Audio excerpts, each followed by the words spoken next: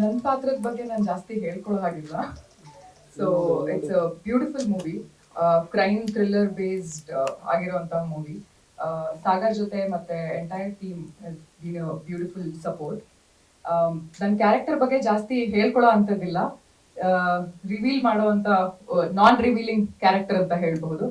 But as a movie it is a beautiful movie, as a teams effort it's a beautiful effort. And I am pretty sure ಎಲ್ಲರೂ ಇದನ್ನ ಥಿಯೇಟರ್ಗೆ ಬಂದು ನೋಡಿ encourage ಮಾಡಿ ನಮ್ಮ ಟೀಮ್ನ support ಮಾಡ್ತೀರಾ ಅಂತ ಆಶಿಸ್ತಾ ಇದ್ದೇನೆ. So thank you so much. ಎಲ್ಲರಿಗೂ ನಮಸ್ಕಾರ. ನನ್ನ ಹೆಸರು ಸ್ನೇಹಾ ಶರ್ಮಾ. ಫಿಲ್ಮ್ ಬಗ್ಗೆ ಮೊದಲದಾಗಿ ಮಾತಾಡಬೇಕು ಅಂತ ಅಂದರೆ ದ ವೆರಿ ಥಾಟ್, ಒಂದು ಇಂಟ್ರೀಗಿಂಗ್ ಥಾಟ್ ಅದು. ಅಂದರೆ ಒಂದು ಲಾ ಎನ್ಫೋರ್ಸ್ಮೆಂಟ್ ವರ್ಸಸ್ ಮೀಡಿಯಾ, ತುಂಬ ಗ್ರಿಪ್ಪಿಂಗ್ ಸ್ಟೋರಿ ಇದೆ. ಆ್ಯಂಡ್ ಪರ್ಫಾರ್ಮೆನ್ಸ್ ಬಗ್ಗೆ ಮಾತಾಡೋಷ್ಟೇ ಇಲ್ಲ, ಫುಲ್ ದಿಗ್ಗಜರಿದ್ದಾರೆ. ನನಗೆ ಒಂದು ಸ್ಮಾಲ್ ಕ್ಯಾರೆಕ್ಟರ್ ನಾನು ಪ್ಲೇ ಮಾಡಿದ್ದೀನಿ, ಕಾಪ್ಸ್ ವೈಫ್, ಹರ್ಷಿಲ್ ಕೌಶಿಕ್ ಅವ್ರ ವೈಫ್ ಕ್ಯಾರೆಕ್ಟರ್ ನಾನು ಪ್ಲೇ ಮಾಡಿರೋದು. And February 7th I am looking forward to that date. ಯಾಕಂದರೆ ಸಿನಿಮಾ ನಾನು ಫುಲ್ಲಾಗಿ ನೋಡಿಲ್ಲ, ನಾನು ನೋಡೋದಕ್ಕೋಸ್ಕರ ಕಾಯ್ತಾ ಇದ್ದೀನಿ. ಆ್ಯಂಡ್ ಐ ಹೋಪ್ ಎಲ್ಲರಿಗೂ ಈ ಸಿನಿಮಾ ಇಷ್ಟ ಆಗುತ್ತೆ ಅಂತ. ಆ್ಯಂಡ್ ಐ ವಿಶ್ ಎಲ್ಲರೂ ಸಿನಿಮಾ ಬಂದು ನೋಡ್ತಾರೆ ಅಂತ. Thank you so much. ಒಬ್ಬರ ಆಕ್ಟರ್ ಬಿಟ್ಟಿದ್ವಿ, ನಾನೇನು ನಮ್ಮ ಮುಗಿಸಿದ ಮೇಲೆ ಅವ್ರನ್ನ ಕರ್ಕೊಂಡು ಸ್ಟೇಜ್ ಮೇಲೆ ಜಾಗ ಸರ್ ಇಲ್ಲ ಹೊಸ ಹೇಳುತ್ತದೆ ಇಲ್ಲ. ನೀವೇ ಇಂಟ್ರೊಡಕ್ಷನ್ ಎಲ್ಲಾನು ಹೇಳ್ಬಿಟ್ರಿ. ಸಿನಿಮಾ ಏನ್ರ ಬಗ್ಗೆ, ಯಾರು ಸಿನಿಮಾ ಮಾಡಿದ್ದಾರೆ ಅಂತ ಖುಷಿ ಇದೆ. ಒಂದು ಹೊಸ ತಂಡದ ಜೊತೆ ಕೆಲಸ ಮಾಡಿದ್ದು. ಜೊತೆಗೆ ನನಗೆ ನಿಜವಾಗ್ಲೂ ಆಶ್ಚರ್ಯ ಅನ್ಸೋದು, ನಮ್ಗೆಲ್ರಿಗೂ ಗೊತ್ತು, ಯಾಕಂದ್ರೆ ನೀವು ಇದೇ ಉದ್ದಿಮೆಯ ಭಾಗಿದಾರರಾಗಿದ್ದರಿಂದ, ಪಾಲ್ದಾರರಾಗಿದ್ದರಿಂದ ನಿಮ್ಗೆಲ್ರಿಗೂ ಗೊತ್ತು ಕನ್ನಡ ಸಿನಿಮಾಗಳಿಗೆ ಎಷ್ಟು ಮಾರ್ಕೆಟ್ ಇದೆ, ಇಲ್ಲಿ ಬಂಡವಾಳ ಹೂಡುವಂಥವ್ರಿಗೆ ಎಷ್ಟು ರಿಟರ್ನ್ಸ್ ಬರ್ತಾ ಇದೆ, ಇದು ನಿಮ್ಗೆ ಚೆನ್ನಾಗಿ ಗೊತ್ತಿರುತ್ತೆ. ಆದರೂ ಸಹ ಹಠ ಹಿಡಿದು ಮಾಡ್ತೀವಿ ಸಿನಿಮಾ ಅಂತ ಮಾತಾಡಲ್ಲ, ಅವರ ಧೈರ್ಯಕ್ಕೆ ನನ್ನ ಸಲಾಮ್. ನಿಜವಾಗ್ಲೂ ನನಗೆ ಖುಷಿ ಅನ್ಸೋದು, ಕೆಲವರು ಅಲ್ಲಿ ಇಲ್ಲಿ ಬೇರೆ ಬೇರೆ ಕಾರಣಗಳಿಗೆ ಮಾಡ್ತಾ ಇದ್ದಾರೆ, ಅವ್ರನ್ನ ಬಿಟ್ಬಿಟ್ಟು ಹೊರತುಪಡಿಸಿ ನಿಜವಾಗ್ಲೂ ಪ್ರೀತಿಯಿಂದ, ಸಿನಿಮಾ ಮಾಡಬೇಕು ಅಂತ ಹುಚ್ಚಿನಿಂದ, ಆ ಹುಚ್ಚಿನಿಂದ ಬರುತ್ತೆ ಅಂತ ನಾವು ಹುಡ್ಕೊಂಡು ಹೋಗ್ಬೇಕು ಅಂದ್ರೆ ಏನೋ ಒಂದು ಕತೆ ಹೇಳ್ಬೇಕು, ಇದ್ರಲ್ಲಿ ಬರೀ ಫೇಮಸ್ ಆಗ್ಬಿಡ್ಬೇಕು ಅಂತ ಎಷ್ಟು ಜನ ಫೇಮಸ್ ಆಗ್ಲಿಕ್ಕೆ ಸಾಧ್ಯ. ಅಂದ್ರೆ ಫೇಮಸ್ ಅನ್ನೋದಕ್ಕೂ ಒಂದು ಅಳತೆಗೋಲು ಯಾವುದು. ಈಗ ರಜನಿಕಾಂತ್, ಅಮಿತಾಬ್ ಬಚ್ಚನ್ ಆಗೋದು ಒಂದು ಅದರ ಎತ್ತರದ ಮಟ್ಟ ಅಂದ್ರೆ ಎಷ್ಟು ಜನ ನಾವು ಅಲ್ಲಿ ರೀಚ್ ಆಗ್ತಾ ಇದ್ದೆ. ಆದ್ರೂ ಸಹ ನಮ್ಮ ಶ್ರಮವನ್ನ ನಾವು ಬಿಡ್ತಾ ಇಲ್ಲ. ಅದು ನನಗೆ ತುಂಬಾ ಹೆಮ್ಮೆ ಮತ್ತೆ ಖುಷಿ ಕೊಡುವಂತ ವಿಷಯ. ಈ ತರದ ಒಂದು ಕೆಲಸದ ಭಾಗವಾಗಿದ್ದೀನಿ ಅಂತ ನಾನು ಎಲ್ರಿಗೂ ಹೇಳ್ತಾ ಇರ್ತೀನಿ. ನಿಯತ್ತು ನಿಮಗೆ ಇವಾಗ ಎಲ್ಲೂ ಸಿಗ್ತಾ ಇಲ್ಲ, ಎಲ್ಲೂ ಕಾಣಿಸಲ್ಲ. ಯಾವ ಕೆಲ್ಸಕ್ಕೆ ಹೋದ್ರು ನಿಮ್ಗೆ ನಿಯತ್ತಾಗಿ ಮುಂಚೆ ತರ ಕೆಲಸ ಮಾಡೋದು ನಮ್ಗೆ ಎಲ್ಲೂ ಕಾಣಿಸಲ್ಲ. ಆದ್ರೆ ಸಿನಿಮಾಗ್ ಬನ್ನಿ, ನೀವು ನಿಯತ್ ನೋಡ್ಬೋದು ಅಂತ. ಯಾಕಂದ್ರೆ ದುಡ್ಡು ಸಿಗ್ಲಿ, ದುಡ್ಡಿಂದು ಅವ್ರು, ನಾನಂತೂ ಕೆಲವು ಆಕ್ಟರ್ಸ್ ನೋಡಿದೀನಿ, ಗೊತ್ತಿಲ್ಲ ಈಗಿನ ಜನರೇಷನ್ ಒಳಗೆ ಆ ಥರದ ಆಕ್ಟರ್ಸ್ ಕಾಣಿಸ್ತಾರೋ ಇಲ್ಲ. ಯಾಕಂದ್ರೆ ನಾವೇ ಅವರ ಸೀನಿಯರ್ ಜನರೇಷನ್, ನಾವ್ ಆ ತರ ಇಲ್ಲ. ನಾನ್ ನೋಡಿರೋ ಆಕ್ಟರ್ಗಳು ಸುಮಾರು ಜನ ಶಾರ್ಟಿಗೆ ಬಂದು ಶೂಟಿಂಗ್ ಸ್ಪಾಟಿಗೆ ಬಂದು ತಿಂಡಿ ತಿಂತಾರಲ್ಲ, ಯಾಕೆ ತಿಂಡಿ ತಿಂದಿಲ್ಲ ಅಂತ ಇಲ್ಲ, ಶಾರ್ಟಿಗೆ ಕರ್ದಿಲ್ಲ ಇಲ್ಲ ಅಂತ. ನಿಜವಾಗ್ ನನಗೆ ಹೇಳ್ಬೇಕಾದ್ರೆ ಒಂಥರ ಆಗ್ತದೆ, ಒಂಥರ ರೋಮಾಂಚನ ಆಗ್ತದೆ. ಆ ತರದ ಕಮಿಟ್ಮೆಂಟ್, ಸಿನಿಮಾ ಪ್ರೀತಿ, ನಿಯತ್ತು ಇವೆಲ್ಲ ಇರುವಂತದಾಗ ಇವತ್ತು ದುಡ್ಡೇ ಇಲ್ಲ ಅಂತಂದ್ರು ಸುಮಾರು ಜನ ಬಂದಿಲ್ಲ ಆಕ್ಟ್ ಮಾಡ್ತಾರೆ. ದುಡ್ಡೇ ಇಲ್ಲ ಅಂದ್ರೂ ಕೆಲಸ ಮಾಡುವಂತ ಟೆಕ್ನಿಷಿಯನ್ಸ್ ಇರ್ತಾರೆ.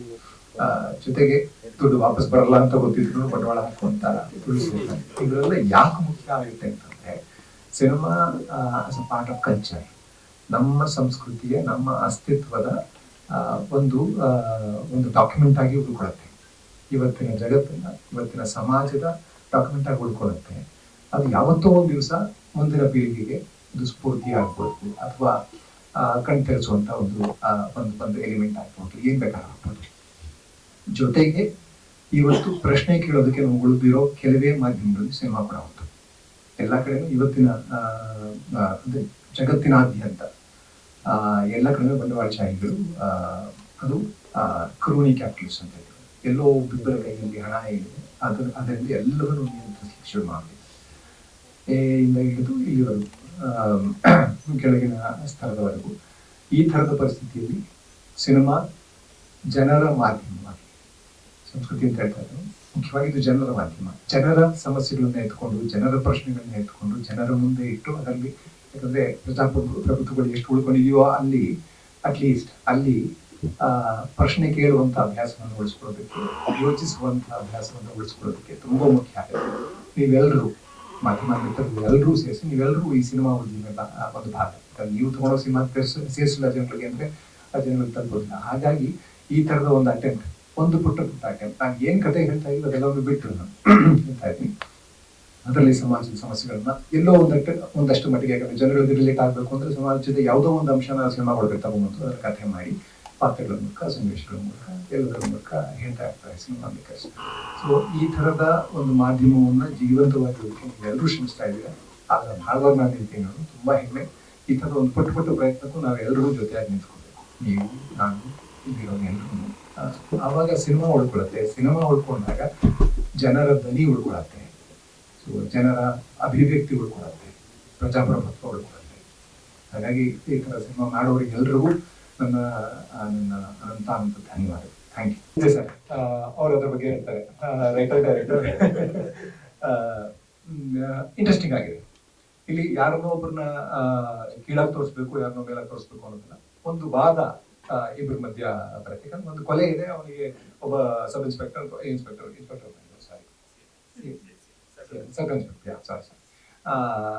ಅವ್ನು ಇನ್ವೆಸ್ಟಿಗೇಟ್ ಮಾಡ್ಬೇಕಾದ್ರೆ ಅವ್ನು ಎಲ್ಲಾ ಮೆಥಡ್ಗಳನ್ನು ಎಂಪ್ಲಾಯ್ ಮಾಡ್ಬೇಕಾಗುತ್ತೆ. ಅವ್ನು ಸತ್ಯ ಬಯಸ್ಬೇಕು, ಅವ್ನ ಕರ್ತವ್ಯ ಅದು ಸತ್ಯವನ್ನು ಬಾಯ್ಬಿಡಿಸುವಂಥದ್ದು.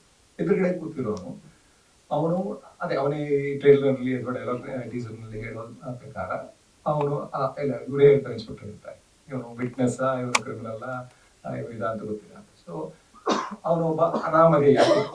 ಸೊ ಇದು ಅನಾಮಧೇಯ ಅನ್ನೋದ್ರಲ್ಲಿ ನನಗೆ ತುಂಬಾ ಇಂಟ್ರೆಸ್ಟಿಂಗ್ ಆಗಿ ಕಾಣಿಸುತ್ತೆ ಏನಂದ್ರೆ, ಇದು ಅನಾಮಧೇಯ ಅಂದ್ರೆ ಹೆಸರಿಲ್ದವನು ಯಾರು ಬೇಕಾದ್ರೂ ಆಗ್ಬೋದು. ನಾನು, ನೀವು, ಯಾರು ಬೇಕಾದ್ರು, ಈ ದೇಶದ ಎಲ್ಲ ಯಾವ ಪ್ರಜೆ ಬೇಕಾದ್ರೂ ಆಗ್ಬಹುದು. ಇದು ಯಾರ ಕಥೆ ಬೇಕಾದ್ರೂ ಆಗ್ಬಹುದು, ಯಾರಿಗೆ ಬೇಕಾದ್ರೂ ಅದು ನಡಿಬಹುದು. ಈ ತರ ಅವ್ನು ಕೊಲೆ ಮಾಡಿದನೋ ಇಲ್ವೋ, ಅಥವಾ ಯಾವ್ದೊಂದು ಅಪರಾಧ ಮಾಡಿದನೋ ಇಲ್ವೋ, ಅವನ ಮೇಲೆ ಅಪರಾಧ ಹಿಡ್ಕೊಂಡಾಗಿ ಅವನ್ನ ಟಾರ್ಚರ್ ಮಾಡುವಂತಹ ಪರಿಸ್ಥಿತಿ ಬಂದರೂ ಬರ್ಬೋದು. ಸೊ ಹಾಗಾಗಿ ಎಲ್ರಿಗೂ ರಿಲೇಟ್ ಆಗುತ್ತೆ ಇದು ಅಂತ ನನ್ಗೆ ಅನ್ಸುತ್ತೆ. ಜೊತೆಗೆ ಒಂದು ಇಂಟ್ರೆಸ್ಟಿಂಗ್ ಆರ್ಗ್ಯುಮೆಂಟ್ ಅವ್ರ ಮಧ್ಯ ಇದೆ, ಖಂಡಿತ ಇಂಟ್ರೆಸ್ಟಿಂಗ್ ಆರ್ಗ್ಯುಮೆಂಟ್ ಇದೆ. ಅದೇ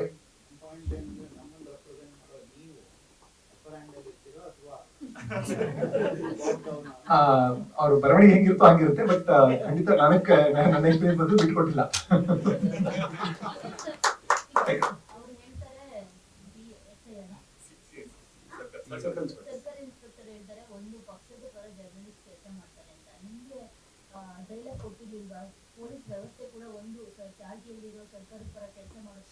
ಇದೆ ಅದನ್ನ ಇವರು ಟ್ರೇಲರ್ ಯೂಸ್ ಮಾಡಿಲ್ಲ. ನಾನದೇ ಅನ್ಕೋತಾ ಇದ್ದೆ ನೋಡಿದಾಗ, ಒಂದ್ ಬ್ಯಾಲೆನ್ಸ್ ಇದ್ದಿರ್ಬೇಕಾಗಿತ್ತು ಅಂತ ನಾನು ಹೇಳ ಅಂತಿದ್ದೆ. ಅದನ್ನು ಆಮೇಲೆ ಆ ಕಡೆ ಬಂದ್ರೆ ಒಂದ್ ಕೌಂಟರ್ ಬರ್ಬೇಕಲ್ಲ. ಸೊ ಇದೆ, ಇದಾದ್ಮೇಲೆ ಇದೆ. ಹೌದು, ಅಂದ್ರೆ ಆ ಥರದ್ದು ನಡೀತಾ ಇದೆ. ಇದು ಜನರಲೈಸ್ ಮಾಡಿ ಯೂಸ್ ಮಾಡಬಾರ್ದು ಅಂತ ನಾನು ಒಪ್ಕೊತೀನಿ. ಎಲ್ಲರೂ ಒಂದೇ ತಕ್ಕದಲ್ಲಿ ಹೋಗ್ಲಿಕ್ಕೆ ಸಾಧ್ಯ ಇಲ್ಲ. ಬಟ್ ಇವತ್ತಿನ ಪರಿಸ್ಥಿತಿಯಲ್ಲಿ ಹೆಚ್ಚಿಗೆ, ಯಾಕಂದ್ರೆ ಅದೊಂದು ದೊಡ್ಡ ಉದ್ದಿಮೆ ಆಗೋಗ್ಬಿಟ್ಟಿರೋದ್ರಿಂದ ನಿಮ್ಗೆ ಎಲ್ರಿಗೂ ಆಕ್ಚುಲ್ ಆಗಿ ಸಿನಿಮಾ ಬರ್ತಕ್ಕಂಥರೆಲ್ಲ ನೋಡಿರ್ತೀರ ಅದನ್ನ. ನಾವುಗಳು ಅದನ್ನ ನೋಡಿ ಅದನ್ನ, ಯಾಕಂದ್ರೆ ಸಂವಿಧಾನದ ಒಂದು ಸ್ತಂಭ ನಮ್ಮ ಪತ್ರಿಕೋದ್ಯಮ, ಅದಕ್ಕೆ ಎಷ್ಟೊಂದು ಒಡಕುಗಳು ಬಿರುಕುಗಳು ಬಂದಿವೆ ಇವಾಗ ಅಂತ ನಮ್ಗೆ ಎಲ್ರಿಗೂ ಗೊತ್ತು. ಸೊ ಅದನ್ನ ಆ ಪ್ರಶ್ನೆ ಎತ್ತಬೇಕು ಅನ್ನೋದು ಒಂದು ಉದ್ದೇಶ ಇರ್ಬೋದು. ಬಟ್ ಅದರಲ್ಲೇ, ಯಾಕಂದ್ರೆ ಇವತ್ತಿಗೆ ಬಂಡವಾಳದಿಂದ ತಪ್ಪಿಸ್ಕೊಂಡು ಈಚೆ ಬಂದು ಇಂಡಿಪೆಂಡೆಂಟ್ ಆಗಿ ಪತ್ರಕರ್ತರು ಎಲ್ಲಾ ರಿಸ್ಕ್ಗಳನ್ನು ತಗೊಂಡು ಇವತ್ತಿಗೂ ಪತ್ರಕರ್ತನ ಜೀವಂತವಾಗಿ ಇಟ್ಕೊಂತಾರೆ. ಸೊ ಅವರುಗಳ ಪ್ರಾತಿನಿಧ್ಯ ಇರಬೇಕು. ಇದೆ ಆಕ್ಚುಲ್ ಸಿನಿಮಾದಲ್ಲಿದೆ. ಟೀಸರ್ ನನಗೂ ಅದೊಂದಿತ್ತು ಕಮೆಂಟ್, ಇದು ಕಂಪ್ಲೇಂಟ್ ಅವ್ರಿಗೆ ಹೇಳೋದಿತ್ತು. ಏನಾಯ್ತು ಸೆನ್ಸರ್ದಲ್ಲ ಎಲ್ಲ ಆಗಿದೆ, ಅವ್ರಿಗೆ ಗೊತ್ತಿರುತ್ತೆ ಸರ್. ನಮ್ಗೆ ಅದು ಅಂದ್ರೆ ಮತ್ತೆ ಹೆಂಗೆ ಅಂದ್ರೆ, ನಾನು ನನ್ನ ಪ್ರೊಡಕ್ಷನ್ ಅಂತ ಮಾಡಕ್ ಶುರು ಮಾಡಿದಾಗ ನಾನು ಆತರ ಶುರು ಮಾಡ್ಕೊಂಡೆ. ಈಗ ಎಲ್ಲರತ್ರ ಬಂಡವಾಳ ಅಷ್ಟೊಂದಿರಲ್ಲ. ಈಗ ಸಿನಿಮಾ ಮಾಡ್ಬೇಕು ಅಂದ್ರೆ ರಿಟರ್ನ್ಸೇ ತುಂಬಾ ಕಡಿಮೆ ಇದ್ದಾಗ ಬಂಡವಾಳ ಹಾಕೋದು ಸಿಕ್ಕೋದೇ ಇಲ್ಲ. ಒಂದು ಒಳ್ಳೆ ಐಡಿಯಾ ಅಂದ್ರೆ ಬಂಡವಾಳ ಹಾಕೋನ ಓಡುತ್ತೆ ಅಥವಾ ಓಡೋದಿಲ್ಲ ಅನ್ನೋ ಒಂದು ಅವನ ಇದಿರ್ತಲ್ಲ, ಅವನ ಜಡ್ಜ್ಮೆಂಟ್ ಇರುತ್ತಲ್ಲ, ಅವನ ಜಡ್ಜ್ಮೆಂಟ್ ತಕ್ಕ ಹಾಗೆ ನಾವು ಕಥೆ ಇಲ್ಲ ಅಂತಂದಾಗ ಅವ್ನು ಇದನ್ನೆಲ್ಲ ಅಂದ್ರೆ ಸೀರಿಯಸ್ ಯಾವ್ದು ಅಂತಂದ್ರೆ ಸ್ಟಾರ್ಗಳಿಲ್ಲ ಅಂತಂದ್ರೆ ಓಡೋದಿಲ್ಲ ಅಂತ ಡಿಸೈಡ್ ಮಾಡ್ತಾರೆ. ಅವ್ನು ಯಾಕೆ ದುಡ್ಡು ಹಾಕ್ತಾನೆ. ಸೊ ಆ ತರ ಇದ್ದಾಗ ಸಣ್ಣದಾಗಿ ದುಡ್ಡನ್ನ ಸೇರಿಸಿ ಮಾಡುವಂತ ಸಿನಿಮಾಗಳಿದ್ದಾಗ ಒಂದಷ್ಟು ಜನ ಟೆಕ್ನಿಷಿಯನ್ಸ್, ಒಂದಷ್ಟು ಜನ ಆರ್ಟಿಸ್ಟ್ಗಳು ನನ್ನ ಸಿನಿಮಾ ಹಾಗೆ ಮಾಡಿದ್ರು. ದುಡ್ಡು ನನ್ನ ಕೈಲ ಏನಾಗುತ್ತೋ ಅಷ್ಟು ದುಡ್ಡು ಕೊಡ್ತಾ ಇದ್ದೆ. ಬೇಕಿದ್ದನ್ನ ಅವ್ರನ್ನ ಶೇರ್ ಅಂತ ಕನ್ಸಿಡರ್ ಮಾಡಿ ಅವ್ರನ್ನೆಲ್ಲರೂ ಕೋ ಪ್ರೊಡ್ಯೂಸರ್ಸ್ ಅಂತ ಅವ್ರನ್ನೆಲ್ಲ ಪಾರ್ಟ್ನರ್ಸ್ ಅಂತ ತಿಳ್ಕೊಂತ ಇದ್ದೆ. ಅದನ್ನ ಐ ಕಾಲ್ ಇಟ್, ಅದ್ರ ಮುಂಚೆ ಶೇರ್ ಆಫ್ ಪ್ರಾಫಿಟ್ ಅಂತ ಇದ್ರು, ನಾನು ಅದನ್ನ ಶೇರ್ ಆಫ್ ರಿಸ್ಕ್ ಅಂತ ಹೇಳ್ತೀನಿ. ಯಾಕಂದ್ರೆ ಒಂದು ಸ್ಕ್ರಿಪ್ಟ್ ಅಲ್ಲಿ ನಂಬಿ ಒಬ್ಬನ ಕೆಲಸವನ್ನ ನಂಬಿ ರಿಸ್ಕ್ ತಗೊಂಡು ಅವ್ರ ಒಳಗಡೆ ಬರ್ತಾ ಇದ್ದಾರೆ. ಹಾಗಾಗಿ ಅವರೆಲ್ಲ ರಿಸ್ಕ್ ಹೋಲ್ಡರ್ಸ್, ಪ್ರಾಫಿಟ್ ಹೋಲ್ಡರ್ಸ್ ಅಲ್ಲ, ಅವರೆಲ್ಲ ರಿಸ್ಕ್ ತಗೊಂಡು ಬಂದಿದ್ದಾರೆ ಅಂತ ಒಂದು ಫೇರ್ ಶೇರ್ ಮಾಡಲ್ ಅಂತ ಒಂದು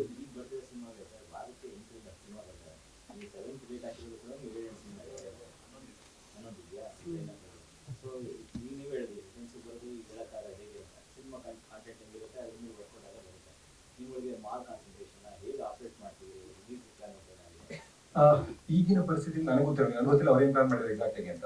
ಜವಾಬ್ದಾರಿ ಅವ್ರದ್ದೇ ಇದೆ, ಅವರೇ ಆಕ್ಚುಲಿ ದುಡ್ಡು ಹಾಕಿರೋದು. ಹಾಗಾಗಿ ಪಾಪ ಅವ್ರ ಮೇಲೆ ಜವಾಬ್ದಾರಿ ಬಿಟ್ಬಿಟ್ಟು ನಾವೆಲ್ಲ ಆರಾಮಾಗಿದ್ದೀವಿ.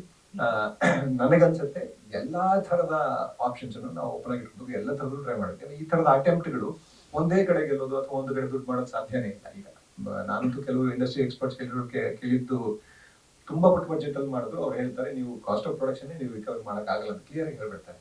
OTT ಮುಂಚೆ ಒಂದಿತ್ತು, ಈ ಕೊರೋನಾ ಬಂದು OTT ಸಾಯಿಸ್ಬಿಡ್ತು. ಯಾಕಂದ್ರೆ ಕೊರೋನಾ ಬಂದ ತಕ್ಷಣ ಸ್ಟಾರ್ಗಳೆಲ್ಲ ಮುಂಚೆ OTT TV ತರ ಕನ್ಸಿಡರ್ ಮಾಡ್ತಾ ಇದ್ರು OTT ಅನ್ನ. ಇದು ಸ್ಮಾಲ್ ಸ್ಕ್ರೀನ್ ನಮ್ಗೆಲ್ಲ ನಮ್ ಸ್ಟಾರ್ ಹೋಗ್ಬಿಡುತ್ತೆ ಅಂತ. ಕೊನೆಗೆ ಅವ್ರಿಗೆ ಬದುಕಕ್ಕೆ ದಾರಿ ಇಲ್ಲ ಅಂತಂದಾಗ ಸೀದಾ ಹೋಗ್ಬಿಟ್ಟು OTT ಕೂತ್ಕೊಂಡ್ಬಿಟ್ರು. ಇವತ್ತಿನ ದಿನ ದೊಡ್ಡ ದೊಡ್ಡ ಸಿನಿಮಾ ನಾವು ಹೇಳ್ತೀವಿ ಪ್ಯಾನ್ ಇಂಡಿಯಾ ಅಂತ ಮಾಡಕ್ ಹೋಗಿ ಬಜೆಟ್ಗಳನ್ನು ದೊಡ್ಡದು ಮಾಡಿ ಇವ್ರು ಏನ್ ಮಾಡ್ತಾ ಇದಾರೆ, ಒಂದು OTT ಕಾರ್ಪೊರೇಟ್ ಆಯ್ತಲ್ಲ, ಅವ್ರಿಗೆ ಒಂದು ಬಜೆಟ್ ಅಂತ ಇಟ್ಟಿರ್ತಾರೆ. ಆ ಬಜೆಟ್ ನ ಪೂರ್ತಿ ಇವರೇ ತಿಂದು ಬಿಡ್ತಾರೆ. ಆಕ್ಚುಯಲ್ ಆಗಿ ಬಡವರ ಹೊಟ್ಟೆ ಹೊಡೆಯೋದು ಒಂದು ಇದೆ. ಸೊ ಅಂದ್ರೆ ಸಣ್ಣ ಸಣ್ಣ ಪ್ರಯತ್ನಗಳನ್ನ ಕೊಲ್ತಾ ಇದ್ದಾರೆ. ದೊಡ್ಡ ದೊಡ್ಡ ಬಜೆಟ್ ಅಂತ ಮಾಡ್ಕೋ ಅವಶ್ಯಕ ಇದ್ದರೆ ನಾನು ಒಪ್ಕೋತೀನಿ. ನೋಡಿ ಅವತಾರ ತರದ ನಾವು ಸಿನಿಮಾ ಮಾಡ್ತೀವಿ, ದುಡ್ಡು ಬೇಕು. ಯಾಕಂದ್ರೆ CG ಎಲ್ಲ ಮಾಡೋದಕ್ಕೆ ಒಂದೊಂದು ಸೆಕೆಂಡ್ ಲೆಕ್ಕದಲ್ಲಿ ದುಡ್ಡು ಆಗುತ್ತೆ, ಅಷ್ಟು ಕೆಲಸ ಆಗುತ್ತೆ ಅದಕ್ಕೆ. ಆದ್ರೆ ಅನವಶ್ಯಕವಾಗಿ ನಾವು ಸುಮ್ಮನೆ ಖರ್ಚು ಮಾಡಿ ಉಡಾಫೆ ಮಾಡಿ ನಾವು ಅದನ್ನ ದುಂದು ವೆಚ್ಚ ಮಾಡಿ ಇನ್ನೊಬ್ಬ ಯಾರೋ ಯೋಗ್ಯ ಅವನ ಪಾಪ ಪ್ರಯತ್ನ ಪಟ್ಕೊಂಡು ಎಲ್ಲೋ ತಳಸ್ತರದಿಂದ ಬಂದಿದ್ದು ತುಂಬಾ ಕಷ್ಟ ಪಟ್ಕೊಂಡು ಟ್ಯಾಲೆಂಟ್ ಇರುವಂತಹ ಒಬ್ಬ ಮನುಷ್ಯ ಸಿನಿಮಾ ಮಾಡಕ್ಕೆ ಬಂದಾಗ ಅವನಿಗೆ ಬಂಡವಾಳ ಹಾಕೊಡೋದಕ್ಕೆ OTT ಹತ್ರ ದುಡ್ಡಿರೋದು. ಅವ್ರು ಪಕ್ಕ ಕಾರ್ಪೊರೇಟ್ ದುಡ್ಡಿದ್ರೆ ತಗೋತಾರೆ, ದುಡ್ಡಿಲ್ಲ ಅಂತ ತಗೊಳ್ಳೋದು. ತುಂಬಾ ಸಿಂಪಲ್. ಅವ್ರಿಗೆ ಯಾವ್ದು ಗಿರಣೆ ಎಲ್ಲ ಏನೂ ಇಲ್ಲ. ಸೊ ಹಂಗಾಗಿ ಏನಾಗಿದೆ, ನಾವೆಲ್ಲ ನಮ್ಮ ಪರಿಸ್ಥಿತಿ ಈಗ ಬಾಣಲೆಯಿಂದ ಬೆಂಕಿಗೆ ಅಂತ ಆಗೋಗಿದೆ. ಮುಂಚೆ ಡಿಸ್ಟ್ರಿಬ್ಯೂಟರ್ಗಳಿದ್ರು, ಅವರ ಹಂಗಿನಲ್ಲಿ ನಾವಿದ್ವಿ.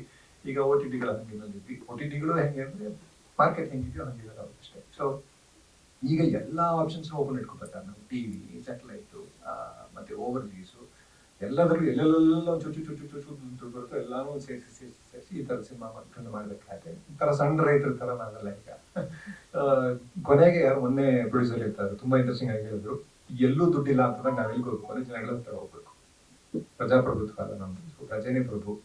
ಅವನು ಆಕ್ಚುಲ್ ಆಗಿ ಒಳ್ಳೆ ಆಡಿಯನ್ಸ್ ನಾವು ಬೆಳೆಸಿ ಉಳಿಸ್ಕೊಂಡ್ರೆ ಮುಂದಿನ ಪೀಳಿಗೆಗೂ ಸಮಾಜಕ್ಕೆ ಆಕ್ಚುಲ್ ಆಗಿ ತುಂಬಾ ದೊಡ್ಡ ಕಾಣಿಕೆ ಆಗುತ್ತೆ ಸಿನಿಮಾದಿಂದ. Thanks. And I would like to thank my director Sagar for giving me this great opportunity, and also I would like to thank Kishore sir and Harshil for their great performance, which inspired me to give my best in the background score. And I would request you all to watch the movie and support us. Thank you. ಇದೇ ನಂದು first cinema editor ಆಗಿ work ಮಾಡಿರೋದು. So ಇದು 1 ವರ್ಷದಿಂದ ಕಷ್ಟಪಟ್ಟಿದ್ದೆ ಇದಕ್ಕೆ. ಅಂದರೆ ಸಾಗರ್ ಅವರು 24 ಗಂಟೆ ಅವೈಲೇಬಲ್ ಇದ್ದರು. ನೈಟ್ 2 o'clock 3 o'clock ಎಲ್ಲ ಫೋನ್ ಮಾಡಿ ಇಸೋದು ಆಯ್ತಾ, ಇದು ಈ ಶಾರ್ಟ್ ಇಲ್ಲಿಂದ ಒಂದು 2 ಫ್ರೇಮ್ ಕಟ್ ಮಾಡಬೇಕು, ಇದು 2 ಫ್ರೇಮ್ ಅಟ್ಯಾಚ್ ಮಾಡಬೇಕು ಅಂತ ತುಂಬ ಟಾರ್ಚರ್ ಕೊಟ್ಟಿದ್ದಾರೆ. ಅದಕ್ಕೆ ಇಷ್ಟು ಚೆನ್ನಾಗಿ ಬಂದಿದೆ ಫಿಲಮು. ಮತ್ತು ಬಂದರೆ ಎಲ್ರಿಗೂ ಥ್ಯಾಂಕ್ ಯು. ನನಗೆ ಸ್ವಲ್ಪ ಸ್ಟೇಜ್ ನರ್ವಸ್ ಇದೆ, ಇದೇ ಫಸ್ಟ್ ಟೈಮ್ ಮೈಕಲ್ಲೆಲ್ಲ ಮಾತಾಡ್ತಿರೋದು, ಯಾವಾಗಲೂ ಸಿಸ್ಟಮ್ ಹಿಂದೆ ಇರ್ತಾ ಇದೆ. Okay, thank you. ಒಂದು ಒಳ್ಳೆ ಸಿನಿಮಾ ಮಾಡಿದ್ವಿ, ಪ್ರಾಮಾಣಿಕ ಪ್ರಯತ್ನ. ದಯವಿಟ್ಟು ಎಲ್ಲರೂ ಸಹಕಾರ ಮಾಡಿ. ನನಗೆ ಈ ಸಿನಿಮಾದಲ್ಲಿ ಭಾಗಿಯಾಗಿ ಅವಕಾಶ ಕೊಟ್ಟ ಸಾಗರು, ಅವಕಾಶ ಮಾಡಿಕೊಟ್ಟ ಶಿವಶಂಕರ್ ಮತ್ತೆ ಆದಿತ್ಯ ಇಬ್ಬರು ಥ್ಯಾಂಕ್ಸ್ ಹೇಳ್ತೀವಿ. ಇವ್ರು ಹೇಳ್ದಂಗೆ 11ನೇ ತಾರೀಕು 11 ಸಿನಿಮಾ ಬರಲ್ಲ, 11ರಲ್ಲಿ ಇದು ಒಂದಾಗಲ್ಲ, ಇದು ಒಂದೇ ಆಗುತ್ತೆ ಅನ್ನೋ ನಂಬಿಕೆ. ಈ ಸಿನಿಮಾ ಬಗ್ಗೆ ನಮಸ್ತೆ ಎಲ್ಲರಿಗೂ. ಈ ಸಿನಿಮಾ ಫಸ್ಟ್ ನಾನು ಶುರುವಾಗಕ್ಕೆ ಮೇನು ಸುನೀಲ್ ಕಾರಣ. ಸುನೀಲ್ ಬಂದು ಸಾಗರ್ ಅವ್ರನ್ನ ಪರಿಚಯ ಮಾಡಿ ಈ ತರ ಇದೆ, ಈ ತರ ಒಂದು ಸಿನಿಮಾ ಮಾಡಬೇಕು ಅಂತ ಒಂದು ಸತಿ ಸಾಗರ್ ಅವ್ರು ನನಗೆ ಕತೆ ಹೇಳಿದ ತಕ್ಷಣ ನನಗೆ ತುಂಬಾ ಇಷ್ಟ ಆಯ್ತು. ನನಗೆ ಹೆಚ್ಚಾಗಿ ಸಾಗರ್ ಅವ್ರೆ ತುಂಬಾ ಇಷ್ಟ ಆದ್ರು. ಇಲ್ಲ ಸುನೀಲ್ ಹಿಂಗ್ ಮಾಡೋಣ, ಹಿಂಗಿದೆ ಅನ್ನತ್ತೆ. ಆಮೇಲೆ ನನಗೆ ಈ ಸಿನಿಮಾ ಮಾಡಿದಾಗ, ನಾನು ಎಷ್ಟೋ ಸಿನಿಮಾಗಳ ಕೆಲಸ ಮಾಡಿದಾಗ ಓಕೆ ಇನ್ನೂ ಮುಗಿಲ್ವಾ, ಇನ್ನೂ ಮುಗಿಯುತ್ತಾ, ಯಾವಾಗ ಮುಗಿಯುತ್ತೆ ಈ ಸಿನಿಮಾ ಅನ್ನೋ ಒಂದು ಯೋಚನೆ ಒಂದೊಂದು ಸತಿ ಕಾಡುತ್ತೆ ಪ್ರಶ್ನೆಗಳು. ಬಟ್ ಈ ಸಿನಿಮಾ ಇಲ್ಲಿವರೆಗೂ ನಾವು ಸಿನಿಮಾದಲ್ಲಿ ನಾವು ಕೆಲಸ ಮಾಡೋದು ಅನ್ನೋದೇ ನಮ್ಗೆ ನೆನಪಿಲ್ಲ. ಸೊ ಏನು ಅಂದ್ರೆ ಒಂದು ಟೀಮ್ ವರ್ಕ್ ಅನ್ನೋದೇನಿದೆಯಲ್ಲ ಅದು ತುಂಬಾ ಚೆನ್ನಾಗಿ ಬಂದಿದೆ. ಆಮೇಲೆ ಈ ಸಿನಿಮಾ ತುಂಬಾ ಅದ್ಭುತವಾಗಿ ಬಂದಿದೆ. ಎಲ್ಲರೂ ದಯವಿಟ್ಟು 7ನೇ ತಾರೀಕು ನೋಡಿ ಎಲ್ಲ ಸಿನಿಮಾನ ಗೆಲ್ಸಿ. ಸರ್ ಒಂದು 20+ ಆಲ್ಮೋಸ್ಟ್ ಡೇ ಫಾರ್ ನೈಟೇ ಮಾಡಿದ್ವಿ ಸರ್. ಎಲ್ಲ ಬರೋರು ಸಾರ್ ಇಲ್ಲ ಮೊಬೈಲ್ ನೋಡಕ್ ಆಗ್ತಿದೆ ಸರ್, ಬೆಳಕು ಬರ್ತಿದೆ ಸರ್, ಅದಕ್ಕೆ ಕ್ಲಾತ್ ಹಾಕಿ ಯೂನಿಟ್ ಹುಡುಗರಿಗೆಲ್ಲ ಅಲ್ಲೊಂದು ಕ್ಲಾತ್ ಹಾಕಿ ತುಂಬಾ ಡೇ ಫಾರ್ ನೈಟೇ ಆಲ್ಮೋಸ್ಟ್ ಮಾಡಿದ್ವಿ. ಫಸ್ಟ್ ಆಫ್ ಆಲ್ ಮಾಧ್ಯಮದವ್ರಿಗೆ, ಸೋಷಿಯಲ್ ಮೀಡಿಯಾದವ್ರಿಗೆ ಥ್ಯಾಂಕ್ ಯು. ನೀವು ಇಲ್ಲಿ ಇಷ್ಟೊಂದು ಜನ ಬಂದು ಸೇರಿರೋದಕ್ಕೆ. ನಮ್ಮ ಸಿನಿಮಾ ಜನಗಳಿಗೆ ಗೊತ್ತಾಗಬೇಕು ಅಂದ್ರೆ ನಿಮ್ಮ ಸಪೋರ್ಟ್ ಬೇಕಾಗೇ ಆಗುತ್ತೆ. ಸೊ ಇರುತ್ತೆ ಅಂತ ನಾನು ನಂಬಿದ್ದೀನಿ. ಈ ಸಿನಿಮಾದಲ್ಲಿ CI ಸರ್ಕಲ್ ಇನ್ಸ್ಪೆಕ್ಟರ್ ಅತಿರಥ್ ಆಗಿ ನಾನು ಆಕ್ಟ್ ಮಾಡಿದ್ದೀನಿ. ಟೀಸರ್ ಅಲ್ಲಿ ನೀವು ನೋಡ್ದಂಗೆ ರಾಜರ ಕಥೆಗಳು ಎಲ್ಲರೂ ಹೇಳ್ತಾರೆ, ನನ್ನ ನಿನ್ನ ಕಥೆ ಯಾರು ಹೇಳ್ತಾರೆ ಅಂತ ಕಿಶೋರ್ ಸರ್ ಕ್ಯಾರೆಕ್ಟರ್ ಹೇಳುತ್ತೆ. ಸೊ ಈ ಅನಾಮಧೇಯ ಅಶೋಕ್ ಕುಮಾರ್ ಇದಾರೆ, ಆ ಥರದ್ದು ಎಷ್ಟೊಂದು ಕಥೆಗಳು ನಮ್ಗೆ, ನಮ್ ಜಗತ್ಗೆ, ಪಬ್ಲಿಕ್ ಗೊತ್ತಾಗ್ದೇನೆ ಹೋಗ್ಬಿಡುತ್ತೆ. ಸೊ ಅಂಥದ್ದೊಂದು ಕಥೆನ ಈ ಇನ್ವೆಸ್ಟಿಗೇಷನ್ ಮೂಲಕ ನಾವು ಹೇಳಕ್ ಹೊರಟಿದೀವಿ. ಒಂದೇ ನೈಟ್ ಅಲ್ಲಿ ಆಗುವಂತ ಕಥೆ. ಒಬ್ಬ ಹೈ ಪ್ರೊಫೈಲ್ ಲಾಯರ್ ಕೊಲೆ ಆದಾಗ ಒಂದು ಇನ್ವೆಸ್ಟಿಗೇಷನ್ ಎಷ್ಟು ಬೇಗ ಆಗ್ಬೇಕು, ಎಷ್ಟು ಅರ್ಜೆನ್ಸಿ ಇರುತ್ತೆ, ಯಾವ ಥರದ ಪ್ರೆಷರ್ಗಳಿರುತ್ತೆ ಒಬ್ಬ ಪೊಲೀಸ್ ಆಫೀಸರ್ ಮೇಲೆ. ಸೊ ಆ ಆಯಾಮಗಳನ್ನೆಲ್ಲ ಕಥೆಯಲ್ಲಿ ಬರ್ತಿದೆ. ಅಂಡ್ ಅಫ್ಕೋರ್ಸ್ ನೀವು ಕೇಳ್ದಂಗೆ ಇಂಡಿವಿಜುವಲ್ ಆಗಿ ಒಬ್ಬ ಇನ್ಸ್ಪೆಕ್ಟರ್ಗೆ ಅವನದೇ ಆದಂತ ಒಂದು ಸ್ಟಾನ್ಸ್ ಇರುತ್ತೆ, ಪೊಲಿಟಿಕಲ್ ಸ್ಟಾನ್ಸ್ ಇರುತ್ತೆ, ಪ್ರೆಸ್ ಅವ್ರಿಗೆ ಅವ್ರದೇ ಆದಂತ ಇರುತ್ತೆ. ಸೊ ಅದ್ರದ್ದು ಜಗಳ, ಅದ್ರದ್ದು ನಮ್ದು ಏನು ಗಿವ್ ಅಂಡ್ ಟೇಕ್ ಕಾನ್ಸ್ಟೆಂಟ್, ಅದು ಥ್ರೂ ಔಟ್ ದ ಫಿಲ್ಮ್ ಇದೆ. ಸೊ ಇನ್ ಟರ್ಮ್ಸ್ ಆಫ್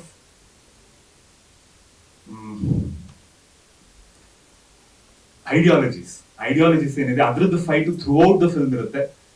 ಕೊನೆಗೆ ಈ ಅನಾಮಧೇಯ ಅಶೋಕ್ ಕುಮಾರ್ ಅನ್ನೋರು ಯಾರು ಅನ್ನೋದು ರಿವೀಲ್ ಆಗುತ್ತೋ ಇಲ್ವೋ, ಈ ಕೇಸ್ ಏನಾಗುತ್ತೆ, ಸಾಲ್ವ್ ಆಗುತ್ತೋ ಇಲ್ವೋ ಅನ್ನೋದು ಸಿನಿಮಾದ ಮೇನ್ ಕಥೆ. ಅಂಡ್ ಅಫ್ಕೋರ್ಸ್ ನೀವು ಹೇಳ್ದಂಗೆ ಕಿಶೋರ್ ಸರ್ ಜೊತೆ ಆಕ್ಟ್ ಮಾಡೋದು ಒಂದು such a big learning experience. ನಮ್ಗೆ ಹೇಗೆ ಅಂದ್ರೆ ಅವರು ಇನ್ಫ್ಯಾಕ್ಟ್ ಫಸ್ಟ್ ಡೇ ನಾವು ಶೂಟ್ ಮಾಡ್ತಿರ್ಬೇಕಾದ್ರೆ ಊಟ ಮಾಡಲ್ಲ ಅಂತಿದ್ರು ಸರ್. ಇದೇನಿದು ಮಧ್ಯಾಹ್ನ ಊಟ ಮಾಡಲ್ವಲ್ಲ, ಹಿಂಗೆ ಅಂದ್ರೆ ಮೇ ಬಿ ಅವ್ರ ಡಯಟ್ ತುಂಬಾ ಕಾನ್ಶಿಯಸ್ ಆಗಿ ಮಾಡ್ತಿದಾರ ಅಂತ. ಆಮೇಲೆ ಗೊತ್ತಾಗಿದ್ದೇನು ಅಂದ್ರೆ ಹೊಸ ತಂಡ ಪ್ರೊಡಕ್ಷನ್ ಆ ಕಡೆ ಈ ಕಡೆ ಆಗೋ ಸಾಧ್ಯತೆ ಇರುತ್ತೆ ಅಂತ ಅವರು ನಾವೆಲ್ಲರೂ ಊಟ ಮಾಡಿ ಆದ್ಮೇಲೆ ಹೋಗಿ ಊಟ ಹಾಕೊಂಡು ಅವರೇ ಬಡಿಸ್ಕೊಂಡು ಊಟ ಮಾಡಿದ್ರು.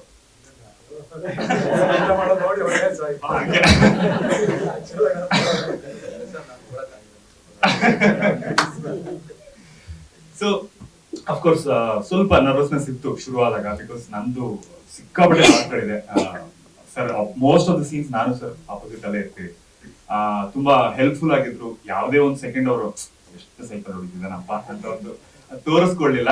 ಆಗುತ್ತೆ initial first day of shoot ಅಲ್ಲ, ಆಗುತ್ತೆ ಅಂತ ಸಪೋರ್ಟಿವ್ ಆಗಿ ಇದ್ದಿದ್ರಿಂದ ನಂಗೆ I could pick up. And ಅದಾದ್ಮೇಲಿಂದ